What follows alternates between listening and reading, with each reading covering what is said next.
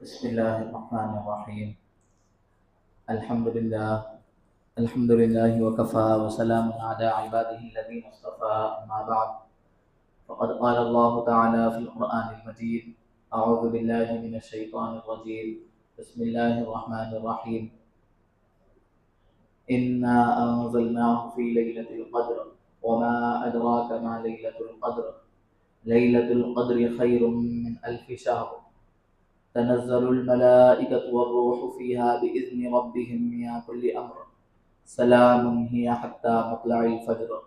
صدق الله العظيم. اللهم صل على سيدنا محمد وعلى آل سيدنا محمد وبارك وسلم. اللهم صل على سيدنا محمد وعلى آل سيدنا محمد وبارك وسلم. اللهم صل على سيدنا محمد وعلى آل سيدنا محمد وبارك وسلم. محترم معزز بزرگوں، عزیز دوستوں، نوجوان ساتھیوں، ابھی جو قرآن مجید کی سورت پڑھی گئی ہے اس سورے کا نام ہے سورہ قدر۔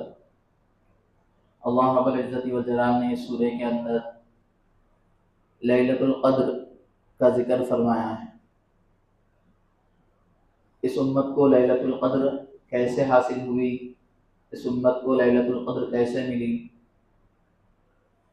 تو اللہ کے نبی صلی اللہ علیہ وسلم نے ایک مرتبہ صحابہ کرام رضوان اللہ تعالی علیہم اجمعین کے سامنے بنی اسرائیل کے کچھ نبیوں کا ذکر کر رہے تھے کہ جنہوں نے 40 سال تک پلک جھپکے بغیر اللہ رب العزت والجلال کی عبادت کی۔ 80 سال تک پلک جھپکے بغیر اللہ رب العزت والجلال کی انہوں نے عبادت کی۔ اللہ کے نبی صلی اللہ علیہ وسلم صحابہ کرام رضوان اللہ تعالی علیہم اجمعین کے سامنے ذکر کر رہے تھے کہ حضرت ایوب علیہ السلام، حضرت زکریہ علیہ السلام، حضرت یوشع علیہ السلام، حضرت حزقیل علیہ السلام، یہ 4 ایسے اللہ کے برگزیدہ نیک بندے ہیں کہ جنہوں نے 80 برس تک پلک جھپکے بغیر اللہ رب العزت والجلال کی بندگی کی۔ تو صحابہ کرام رضوان اللہ تعالی علیہم اجمعین کو رشک آیا کہ ہمارے پاس تو 80 سال کی عبادت کا وقت نہیں ہے پلک جھپکے بغیر، اس لیے کہ ہماری زندگیاں مختصر ہے، 80 سال، 60 سال، 70 سال، اتنی ہی ہماری زندگیاں ہیں، تو ہم 80 سال کی عبادت کیسے کر سکتے ہیں؟ تو یہ صحابہ کرام رضوان اللہ تعالی علیہم اجمعین رشک کر رہے تھے۔ اس کے بعد ایسے ہی تو اللہ کے نبی صلی اللہ علیہ وسلم کے پاس اس وقت حضرت جبریل علیہ السلام آئے، آ کر اللہ کے نبی صلی اللہ علیہ وسلم کے پاس اللہ کا پیغام لے کر آئے کہ اللہ رب العزت والجلال نے آپ کی امت کو شب قدر دی ہے، آپ کی امت کو شب قدر دی ہے، لہذا وہ شب قدر کے ذریعے سے جو پچھلی امتوں کے لوگ پلک جھپکے بغیر 80 سال کی عبادت کیا کرتے تھے، آپ کی امت اگر صرف وہ ایک رات کی عبادت کر لے تو 80 سال کی عبادت کا ثواب اس کو مل جائے گا۔ اس اعتبار سے، اس طریقے سے اللہ رب العزت والجلال نے اس امت کو شب قدر کا تحفہ دیا، شب قدر عطا کی۔ قدر کے 3 معنی آتے ہیں، شب قدر میں جو قدر کا لفظ ہے اس کے 3 معنی آتے ہیں۔ ایک معنی تو یہ ہے کہ قابل قدر، یعنی قدر کے معنی ہے قابل قدر، احترام کے قابل چیز، احترام کے لائق چیز۔ اس کو احترام کی لائق رات کیوں کہا جاتا ہے؟ اس لیے کہ اس رات میں اللہ رب العزت والجلال نے اپنے قابل احترام کلام کو، قرآن مجید کو، اللہ رب العزت والجلال نے قابل احترام فرشتے یعنی حضرت جبریل علیہ السلام کے ذریعے سے قابل احترام نبی یعنی حضرت محمد صلی اللہ علیہ وسلم کے اوپر نازل کیا ہے۔ وہ اسی رات کے اندر ہے، شب قدر کے اندر، تو اسی لیے اس رات کو شب قدر کہا جاتا ہے، یعنی قابل قدر رات، احترام کے قابل رات، احترام کے لائق رات۔ ایسے ہی اس کے دوسرے معنی آتے ہیں قدر کے، تقدیر کے معنی آتے ہیں، یعنی شب قدر کے ایک اور معنی آتے ہیں تقدیر کے، کہ اس رات میں اللہ رب العزت والجلال بندوں کی تقدیریں لکھ دیتے ہیں، بندوں کی اگلے سال کی تقدیریں لکھ دیتے ہیں کہ اگلے سال بندہ کتنا رزق کھائے گا، وہ کب تک زندہ رہے گا، اگلے سال اگر اس کو موت آئے گی تو اس کی موت لکھ دی جاتی ہے۔ بہرحال یہ تمام فیصلے شب قدر کے اندر ہی نافذ کیے جاتے ہیں۔ یہاں پر ایک بات ذہن میں آتی ہے کہ جب شب برات کا ذکر ہوتا ہے تو وہاں پر یہی بات آتی کہ شب برات کے اندر بھی اللہ رب العزت وجل بندوں کی اگلے ایک سال کے فیصلے کر دیتے ہیں۔ تو شب برات کے اندر یہ ہوتا ہے کہ اللہ رب العزت وجل اگلے سال جو ہونے والا ہے اس کے فیصلے ہوتے ہیں، صرف فیصلے ہوتے ہیں، اس کے اوپر عمل شروع نہیں ہوتا۔ لیکن شب قدر ایسی رات ہے کہ اس رات سے اس کے اوپر عمل بھی شروع ہو جاتا ہے، اس کے اوپر عمل شروع کر دیتے ہیں فرشتے۔ لہذا اس لیے شب قدر کو تقدیر کی رات، یعنی اس رات سے جو بندوں کی اگلے ایک سال کی تقدیر لکھ دی گئی ہے، فرشتے اس کے اوپر عمل کرنا شروع کر دیتے ہیں۔ اور ایک رات ہے، اور ایک تقدیر کے معنی آتے ہیں تنگی کے، یعنی اللہ رب العزت والجلال کے فرشتے اس رات کے اندر آسمان سے ایک بہت بڑی تعداد میں زمین کے اوپر آتے ہیں۔ کیوں؟ اس لیے کہ آسمان والوں کے پاس یہ رات نہیں ہے عبادت کرنے کے لیے، آسمان کے اوپر یہ رات موجود نہیں ہے، اس رات کا ثواب آسمانوں کے اوپر نہیں ہے، تو فرشتے اس رات کو پانے کے لیے، اس رات کی عبادت کے لیے زمین کے اوپر آتے ہیں۔ تو اتنے زیادہ فرشتے آ جاتے ہیں کہ فرشتوں کی کثرت کی وجہ سے زمین تنگ ہو جاتی ہے، تو اس لیے اس رات کو شب قدر کہا گیا ہے، تقدیر یعنی قدر والی رات۔ فرشتوں اتنی بہت بڑی تعداد میں فرشتے آسمان سے زمین کے اوپر نازل ہوتے ہیں کہ ان کی وجہ سے یہ زمین تنگ ہو جاتی ہے، زمین پوری بھر جاتی ہے فرشتوں سے،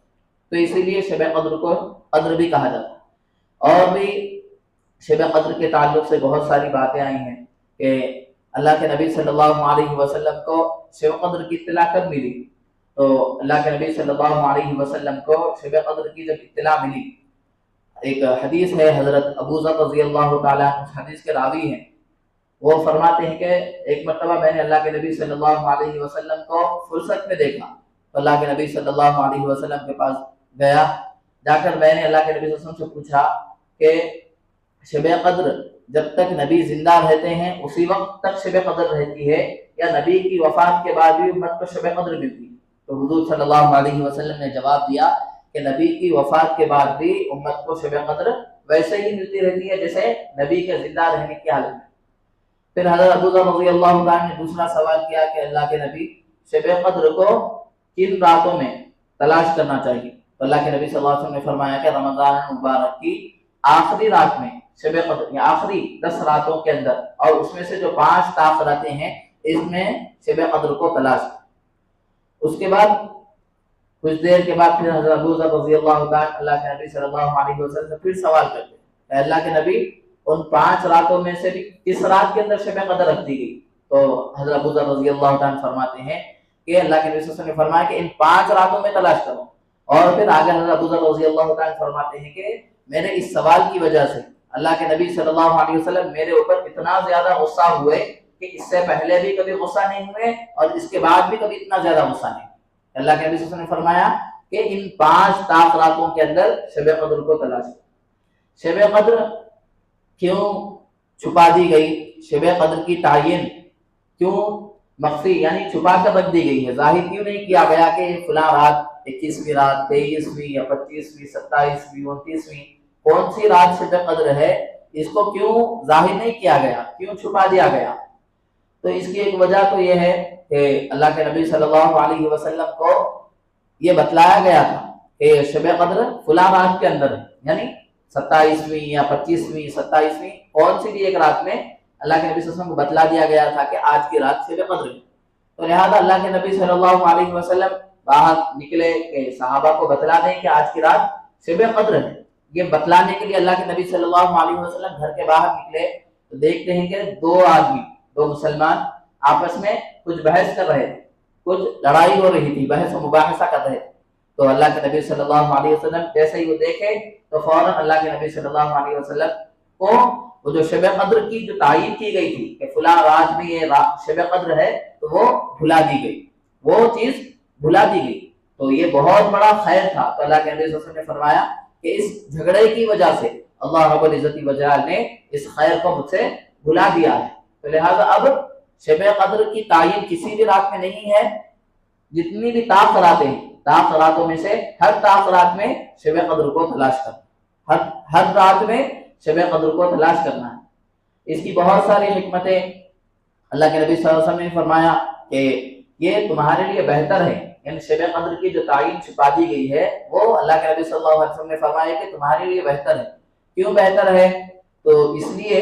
کہ اگر شب قدر کی تعین ہو جاتی کہ 27ویں رات مثال کے طور پہ شب قدر ہے، تو اس دن اگر بہت سارے لوگ جیسے روز گناہ کرتے ہیں، اس دن بھی شب قدر کے معلوم ہونے کے باوجود بھی اگر وہ گناہ کرتے تو لہذا اللہ رب العزت والجلال کے عذاب کے مستحق ٹھہرتے۔ تو اس لیے بھی اللہ رب العزت والجلال نے اس امت کے ساتھ بھلائی کا معاملہ فرماتے ہوئے شب قدر کی تعین کو چھپا کر رکھ دیا، ظاہر نہیں کیا۔ اور ایک یہ بھی بات لکھی ہوئی ہے کہ شب قدر اگر بتلا دی جاتی تو امت صرف اسی ایک رات میں جو عبادت کرنے والے ہیں صرف اسی ایک رات کے اندر عبادت کرتے، بقیہ اور جو طاق راتیں ہیں 4 راتیں ان کی ناقدری میں اس کو گزار دیتے، بس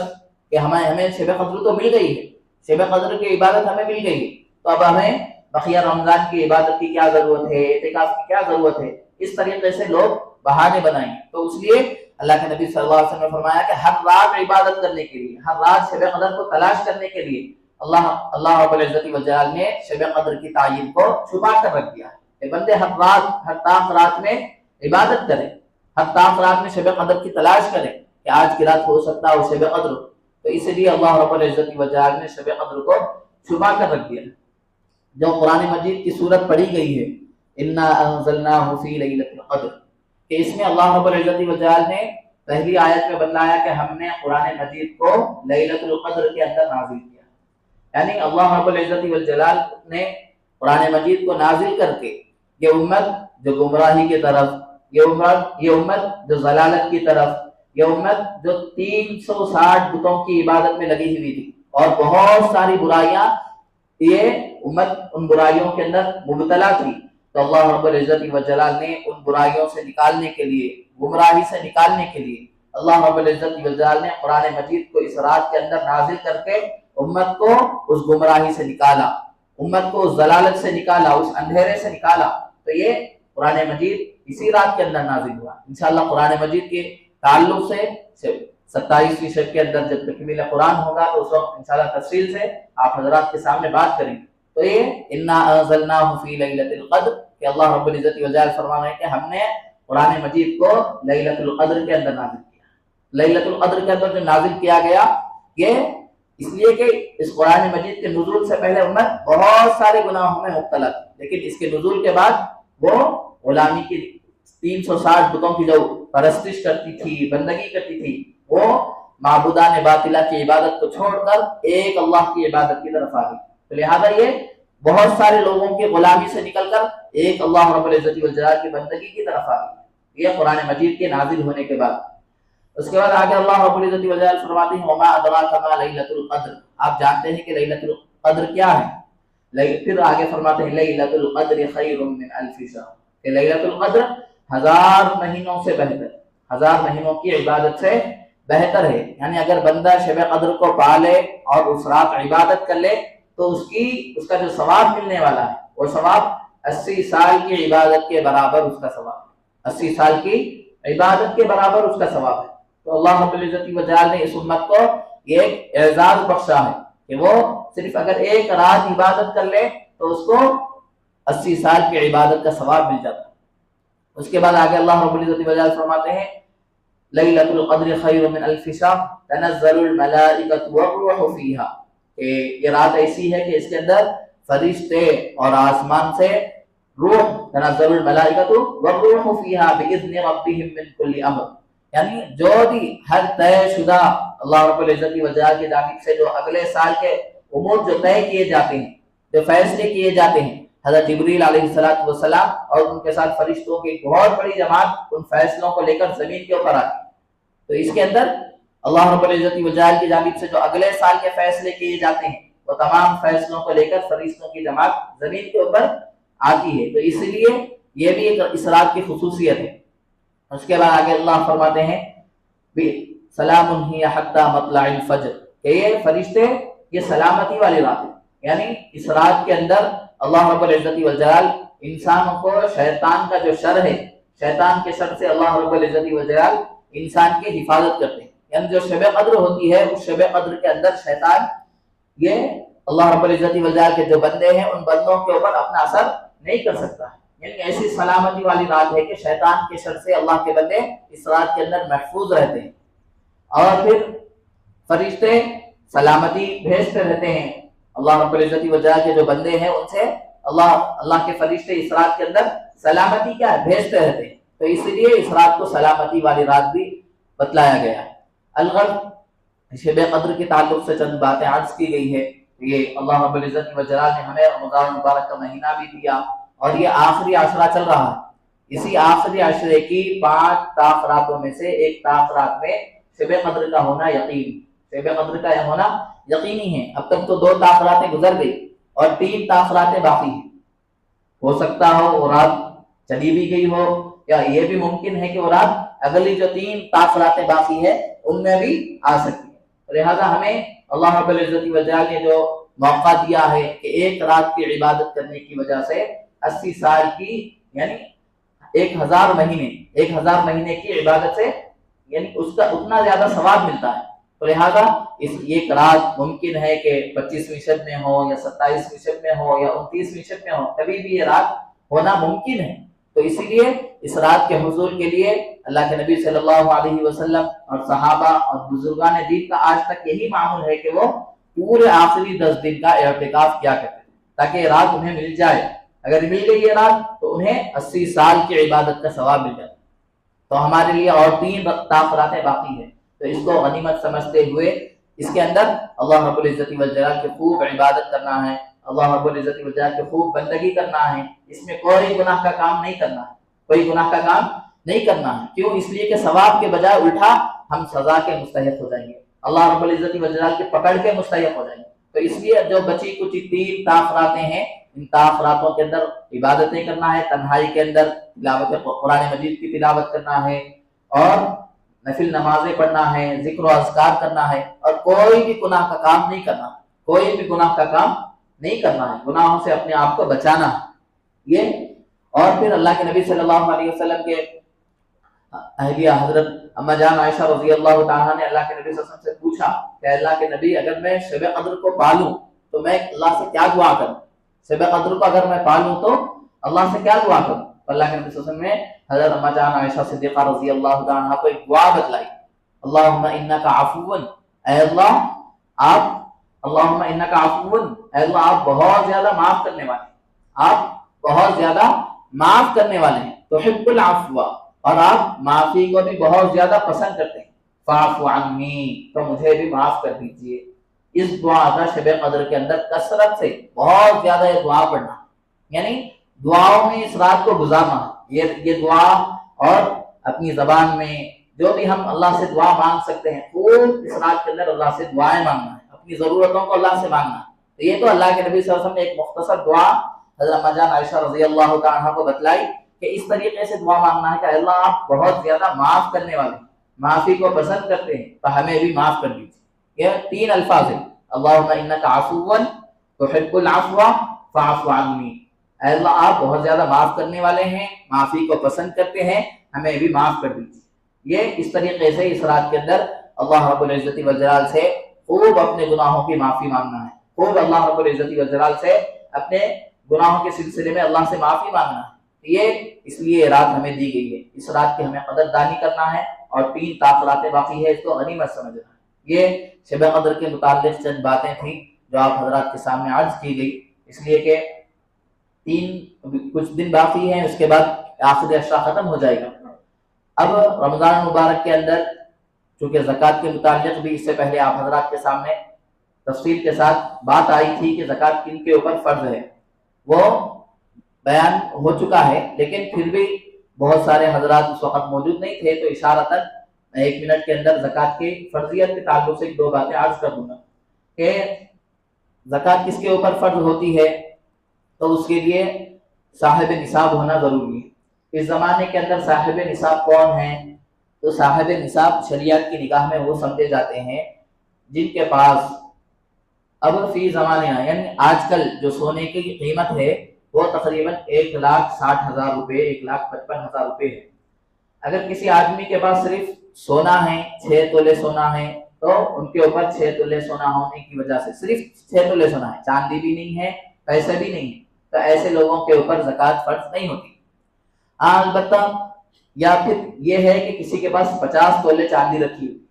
50 تولے چاندی رکھی ہوئی ہے، تو ان کے اوپر بھی، اور اس کے ساتھ نہ پیسے ہیں نہ سونا ہے، صرف چاندی ہے، تو ایسے لوگوں کے اوپر بھی زکوٰۃ فرض نہیں ہے۔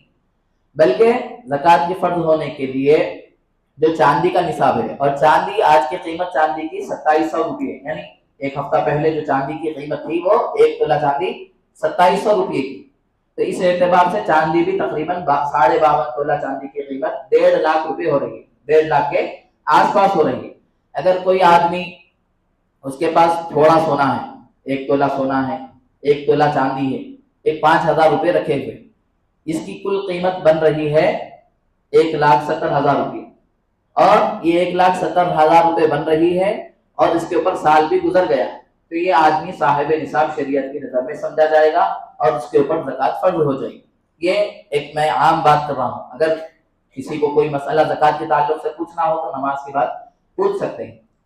اب یہ رہی زکوٰۃ کے متعلق بات، کس کے اوپر زکوٰۃ فرض ہے۔ تو آج کے زمانے میں اگر کسی آدمی کے پاس تھوڑا سونا، تھوڑی چاندی، تھوڑے پیسے، اور اس کی قیمت بن رہی ہے 1,70,000 روپئے، اور اس کے اوپر سال بھی گزر گیا، تو لہذا وہ شخص شریعت کی نظر میں صاحب نصاب ہے، اس کے اوپر قرض بھی نہیں ہے اور اس کی ذاتی ضروریات سے ہٹ کے یہ مال رکھا ہوا ہے، تو لہذا وہ آدمی شریعت کی نظر میں صاحب نصاب ہے، اس کے اوپر زکوٰۃ فرض ہے۔ یہ کس کے اوپر زکوٰۃ فرض ہے، یہ ایک بات تفصیل آ چکی ہے۔ اب اور ایک مسئلہ ہے صدقہ فطر کا۔ بہت سارے احباب ایسے ہیں کہ جو رمضان کے اندر اپنی عذر کی وجہ سے، بیماری کی وجہ سے روزے نہیں رکھ سکتے، تو شریعت نے ان کو اس بات کی اجازت دی ہے کہ وہ فطرہ ادا کریں، یعنی روزے کا کیا ہے، فطرہ ادا کریں۔ تو روزے کا فطرہ جو طے کیا گیا ہے وہ ایک روزے کا فطرہ اگر گیہوں سے ادا کرے تو اس کے تقریباً 80 روپئے صدقہ فطر طے کیا گیا ہے، 80 روپئے یہ ایک فطرہ ہے ایک روزے کا۔ اور جو سے الگ ہے، کشمش سے الگ ہے۔ اگر کوئی اللہ رب العزت وجہ نے انہیں دولت دی ہے، ان کے پاس بہت زیادہ مال ہے، تو کشمش کی مالیت کے ذریعے سے کیا ہے، اپنے روزوں کا فدیہ ادا کر سکتے ہیں، جو کے ذریعے سے اپنے روزوں کا فدیہ ادا کر سکتے ہیں یہ۔ لیکن جو سب سے کم ہے وہ ہے گیہوں، کہ گیہوں 1.25 کلو گیہوں کے جو روپئے ہوتے ہیں 80 روپئے ہوتے ہیں، تو لہذا ایک روزے کا فدیہ 80 روپئے ہے۔ اگر اس کو 30 روزوں کے اوپر ڈیوائڈ کر دیے تو تقریباً 2,400 روپئے بنتے ہیں، لیکن یہ تو ہر آدمی کے لیے آسانی کے ساتھ ادا کر سکتے ہیں، تو اس لیے علماء نے یہ بات کہی ہے کہ اس کو ڈبل کر لیں، 2400 کے بجائے 4800 روپئے 30 روزوں کا فدیہ ادا کر لیں، اس لیے کہ اس کی وجہ سے سامنے والے جس غریب کو ہم دے رہے ہیں اس غریب کی بھی کیا ہے، مدد ہو جائے گی اس کے ذریعے سے۔ تو یہ اگر گیہوں کے ذریعے سے ہی اپنے روزے کا فدیہ ادا کرنا ہے تو 4800 روپئے ادا کریں۔ اور ایسے ہی جو فدیہ ہے وہی صدقہ فطر ہے۔ صدقہ فطر کس کے اوپر واجب ہوتا ہے؟ صدقہ فطر یعنی صدقہ فطر ایسا آدمی کہ جس کے پاس یعنی سونے اور چاندی کے علاوہ گھر کے اندر بہت زیادہ پرانے برتن ہیں اور بھی اس کے پاس بہت زیادہ پرانے کپڑے رکھے ہوئے ہیں، تو لہذا اس کی ان تمام چیزوں کو ملا کر اس کی قیمت بھی بن جاتی ہے 1,50,000 یا 60,000 روپئے۔ اس کے اوپر سال کا گزرنا بھی ضروری نہیں ہے، اس کے اوپر سال کا گزرنا بھی ضروری نہیں ہے، اگر وہ آدمی کے پاس موجود ہے تو لہذا وہ آدمی شریعت کی نظر میں اس کے اوپر صدقہ فطر کا ادا کرنا واجب ہے، چاہے وہ مرد ہو یا عورت ہو، چاہے وہ مرد ہو یا عورت ہو، اس کے اوپر صدقہ فطر واجب ہو جاتا ہے۔ اور صدقہ فطر تو واجب ہوتا ہے عید الفطر کے دن، لیکن علماء اکرام نے اس کو عید سے پہلے ادا کرنے کا حکم دیا ہے۔ کیوں؟ اس لیے کہ اس کا مقصد یہی ہے کہ جو غربا ہیں، فقراء ہیں، ان کی بھی امداد ہو سکے، ان کا بھی تعاون ہو سکے، تو اس لیے اگر آج بھی اگر کوئی صدقہ فطر اپنا ادا کرنا چاہے تو ادا کر سکتے ہیں۔ صدقہ فطر بھی گیہوں سے اگر ادا کرنا ہے تو 80 روپئے ایک آدمی کا صدقہ فطر ہے، اگر اس کو ڈبل کر کے 160 روپئے 200 روپئے ایسا بھی ادا کر سکتے ہیں، یا پھر جو کے ذریعے سے، کشمش کے ذریعے سے، کھجور کی مالیت کے ذریعے سے بھی ہر آدمی اپنا صدقہ فطر ادا کر سکتا ہے۔ صدقہ فطر کا ادا کرنا ہر آدمی کے اوپر، ہر عاقل بالغ کے اوپر ضروری ہے۔ اگر ادا نہیں کرے تو وہ ہر آدمی کے ذمے ویسا ہی باقی رہتا ہے، اس کو بعد میں ادا کرنا بھی ضروری ہے، اس کو نہیں چھوڑ سکتے۔ وہ آدمی کے ذمے جیسے فرض نماز اگر چھوٹ گئی آدمی کے ذمے باقی رہتی ہے، ایسے ہی صدقہ فطر اگر وقت پر ادا نہیں کیے تو وہ بھی قرض کی طرح باقی رہتی ہے، کسی نہ کسی دن اس کو ادا کرنا ضروری ہے۔ جو باتیں کہی گئی ہے اللہ رب العزت والجلال سے دعا ہے کہ کہنے والے کو اللہ، سننے والوں کو اس پر عمل کرنے کی توفیق عطا فرمائے۔ وآخر دعوانا الحمدللہ رب العالمین۔ جو حضرات سنت ادا نہیں کی ہیں وہ سنت ادا کریں۔ اگر ان تعلق سے کچھ بھی بات پوچھنی ہو تو نماز کے بعد پوچھ سکتے ہیں۔